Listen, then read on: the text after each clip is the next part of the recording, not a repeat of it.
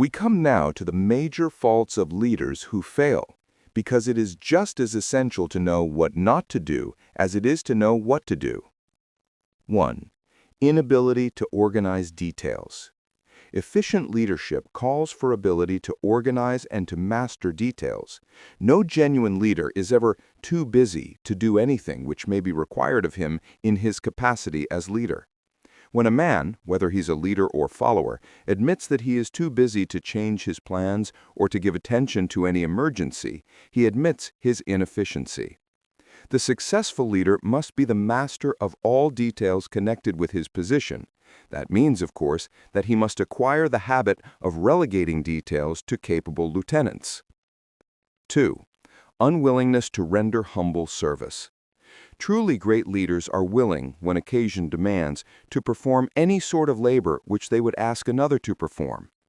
The greatest among ye shall be the servant of all, is a truth which all able leaders observe and respect. 3. Expectation of pay for what they know instead of what they do with that which they know. The world does not pay men for that which they know. It pays them for what they do or induce others to do. 4. Fear of competition from followers. The leader who fears that one of his followers may take his position is practically sure to realize that fear sooner or later.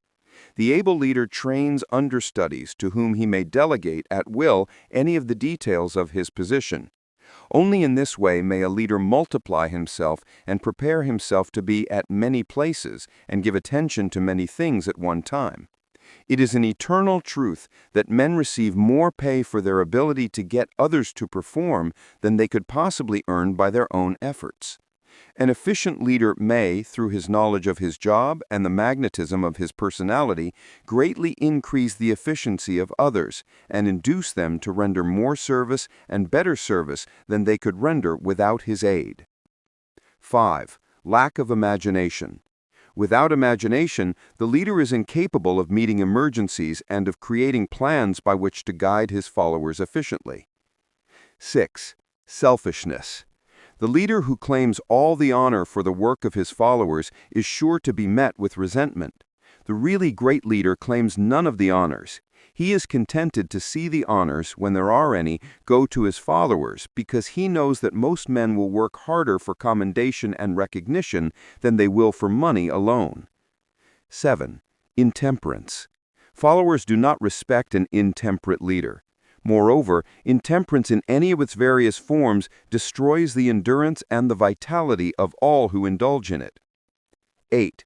Disloyalty. Perhaps this should have come at the head of the list. The leader who is not loyal to his trust and to his associates, those above him and those below him, cannot long maintain his leadership. Disloyalty marks one as being less than the dust of the earth and brings down on one's head the contempt he deserves. Lack of loyalty is one of the major causes of failure in every walk of life. 9. Emphasis of the authority of leadership. The efficient leader leads by encouraging and not by trying to instill fear in the hearts of his followers. The leader who tries to impress his followers with his authority comes within the category of leadership through force. If a leader is a real leader, he will have no need to advertise that fact except by his conduct, his sympathy, understanding, fairness, and a demonstration that he knows his job. 10. Emphasis of title.